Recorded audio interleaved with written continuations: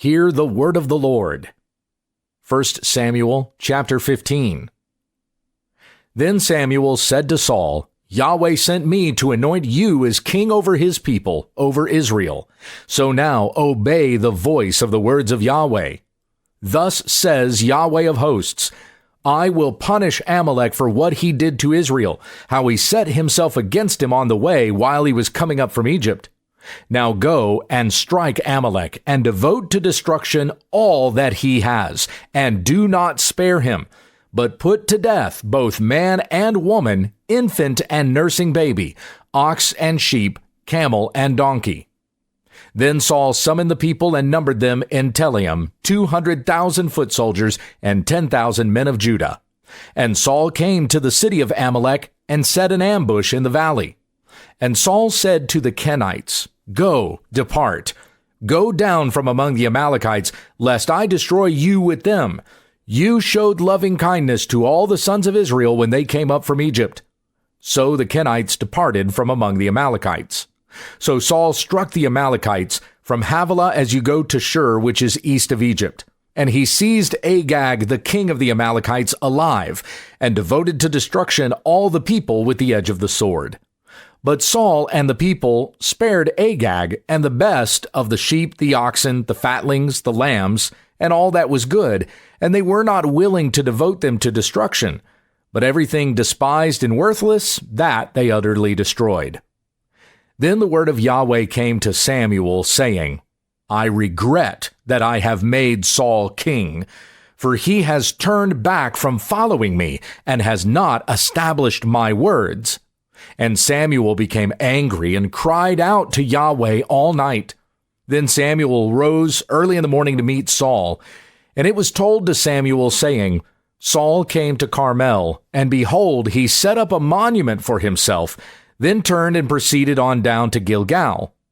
And Samuel came to Saul, and Saul said to him, Blessed are you of Yahweh, I have established the word of Yahweh.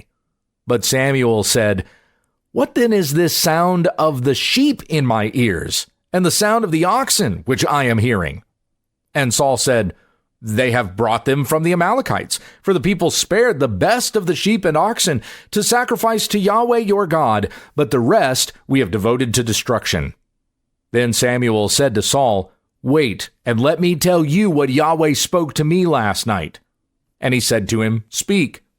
And Samuel said, Is it not true, though you were little in your own eyes, you were made the head of the tribes of Israel? And Yahweh anointed you king over Israel. And Yahweh sent you on a mission and said, Go and devote to destruction the sinners, the Amalekites, and fight against them until they are consumed. Why then did you not obey the voice of Yahweh, but rushed upon the spoil and did what was evil in the eyes of Yahweh? Then Saul said to Samuel, I did obey the voice of Yahweh, and went on the way on which Yahweh sent me, and have brought back Agag the king of Amalek, and have devoted the Amalekites to destruction. But the people took some of the spoil, sheep and oxen, the choicest of the things devoted to destruction, to sacrifice to Yahweh your God at Gilgal. And Samuel said, Has Yahweh as much delight in burnt offerings and sacrifices as in obeying the voice of Yahweh? Behold, to obey is better than sacrifice, and to heed than the fat of rams. For rebellion is as the sin of divination, and insubordination is as wickedness and idolatry. Because you have rejected the word of Yahweh, he has also rejected you from being king. Then Saul said to Samuel, I have sinned. I have indeed trespassed against the command of Yahweh and your words, because I feared the people and obeyed their voice. So now please forgive my sin and return with me, that I may worship Yahweh. But Samuel said to Saul, I will not return with you, for you have rejected the word of Yahweh, and Yahweh has rejected you from being king over Israel. Then Samuel turned to go, but Saul seized the edge of his robe, and it tore. So Samuel said to him, Yahweh has torn the kingdom of Israel from you today, and has given it to your neighbor, who is better than you. Also the Eternal One of Israel will not lie or have regret, for he is not a man that he should have regret." Then he said, "I have sinned, but please honor me now before the elders of my people and before Israel, and return with me, that I may worship Yahweh your God." So Samuel returned, following after Saul, and Saul worshipped Yahweh. Then Samuel said, "Bring Agag near to me, the king of the Amalekites." And Agag came to him in chains, and Agag said, "Surely the bitterness of death has departed." But Samuel said, "As your sword has made women childless, so shall your mother be childless among women." And Samuel hacked Agag to pieces before Yahweh at Gilgal. Then Samuel went to Ramah, but Saul went up to his house at Gibeah of Saul. So Samuel did not see Saul again until the day of his death, for Samuel grieved over Saul, and Yahweh regretted that he had made Saul king over Israel. 1 Samuel chapter 16.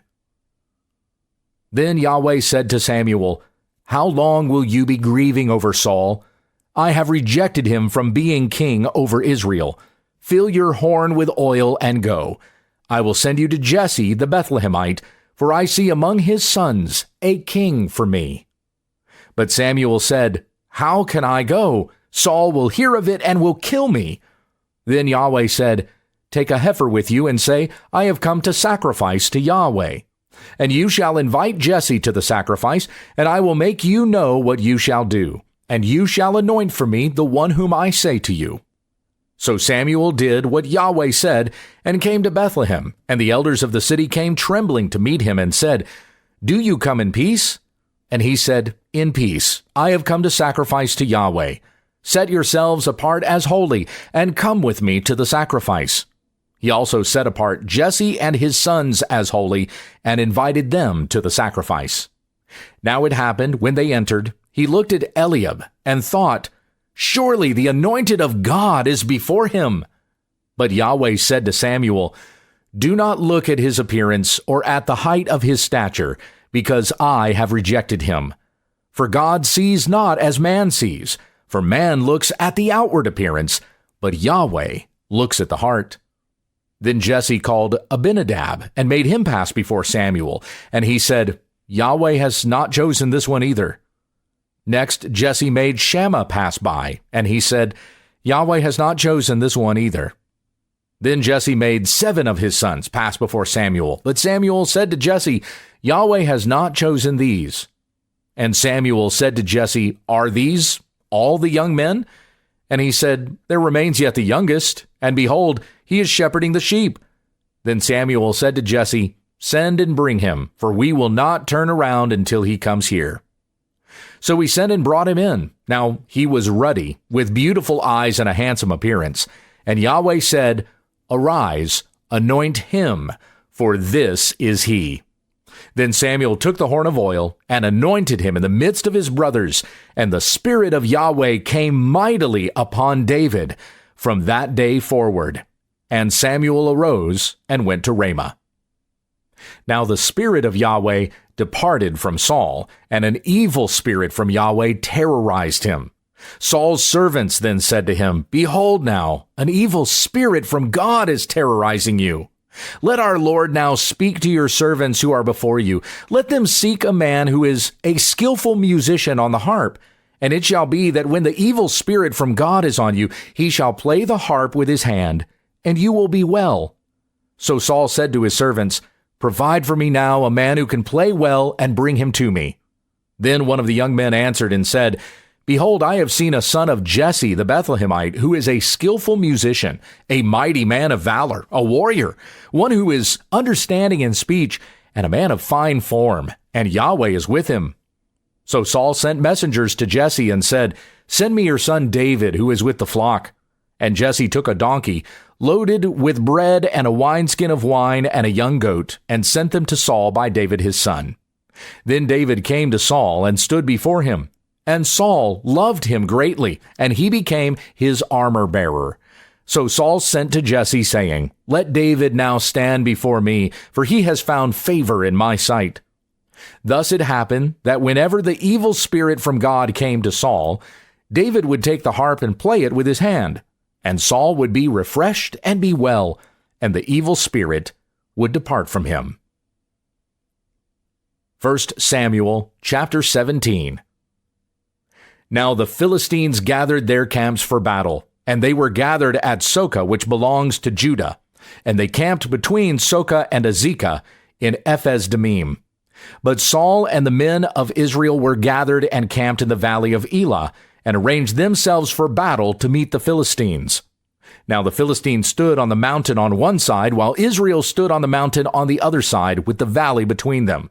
Then a champion came out from the camps of the Philistines, named Goliath from Gath, whose height was 6 cubits and a span. And he had a bronze helmet on his head, and he was clothed with scale armor, and the weight of that scale armor was 5,000 shekels of bronze. He also had bronze greaves on his legs, and a bronze javelin slung between his shoulders. And the shaft of his spear was like a weaver's beam, and the head of his spear weighed 600 shekels of iron. His shield carrier also walked before him.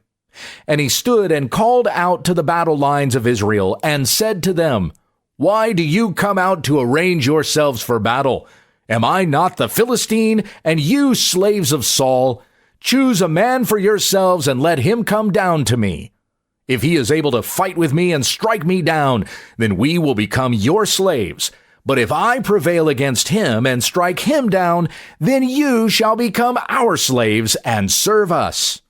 And again the Philistine said, "I openly reproach the battle lines of Israel this day. Give me a man that we may fight together." When Saul and all Israel heard these words of the Philistine, they were dismayed and greatly afraid. Now David was the son of the Ephrathite of Bethlehem in Judah, whose name was Jesse, and he had 8 sons. And Jesse was old in the days of Saul, advanced in years among men. And the 3 older sons of Jesse had gone. They had gone after Saul to the battle. And the names of his 3 sons who went to the battle were Eliab the firstborn, and the second to him Abinadab, and the third Shammah.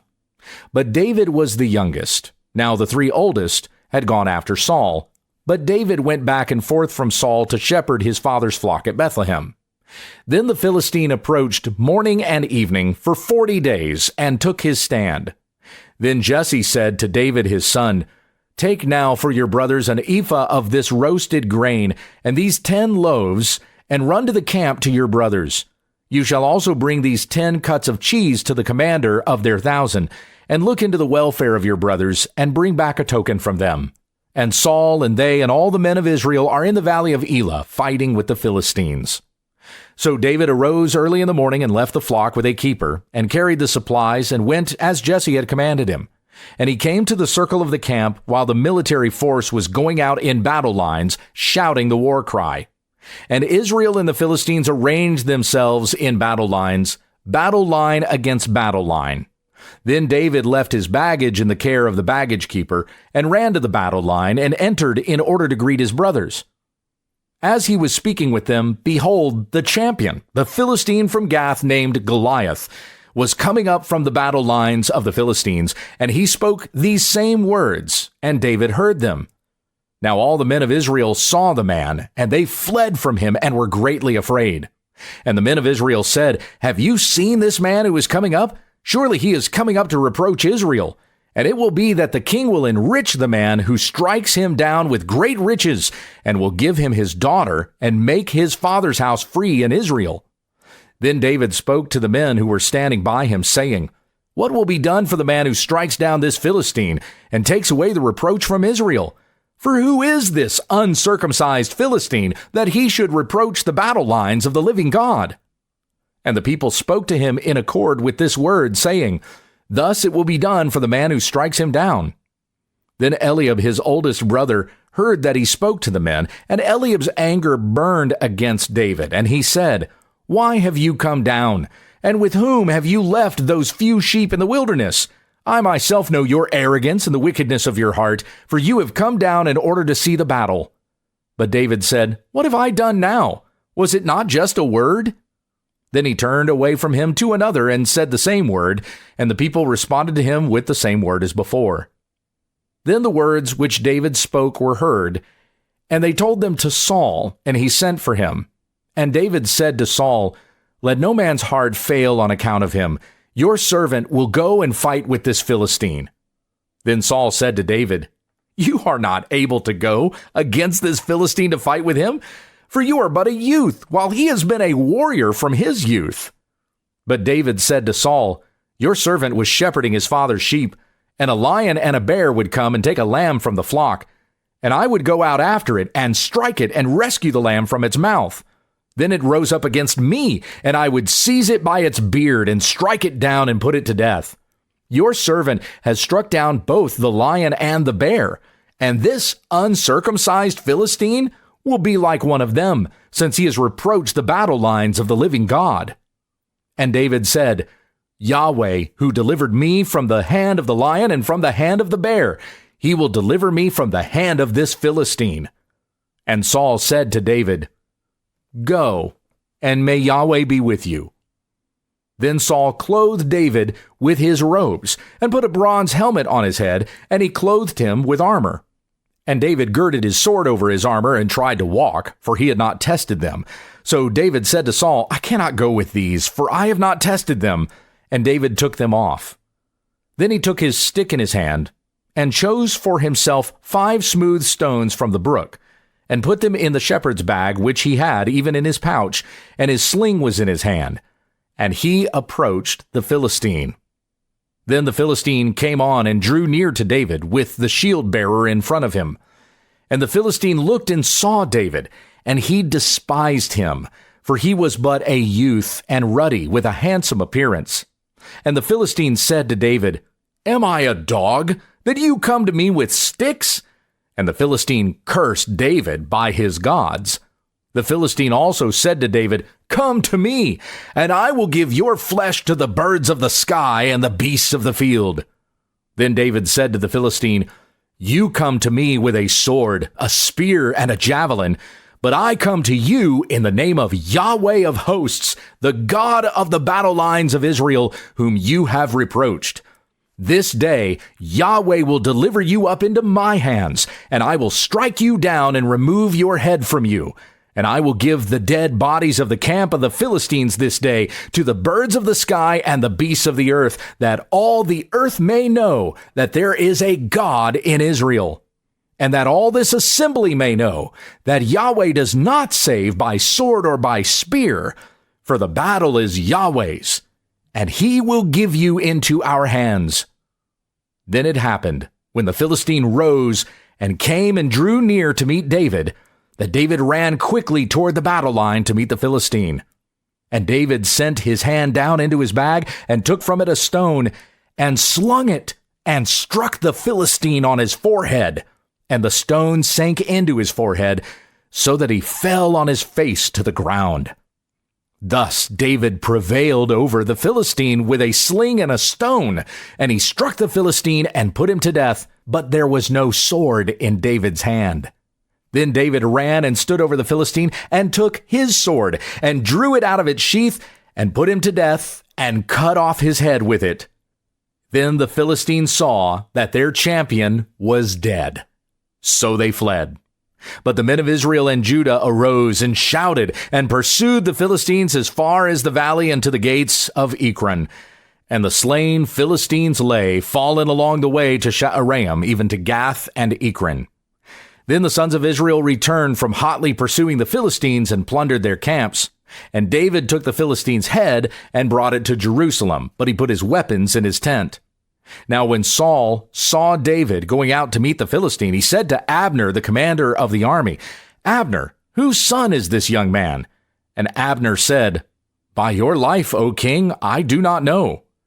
So when David returned from striking down the Philistine, Abner took him and brought him before Saul with the Philistine's head in his hand. And Saul said to him, "Whose son are you, young man?"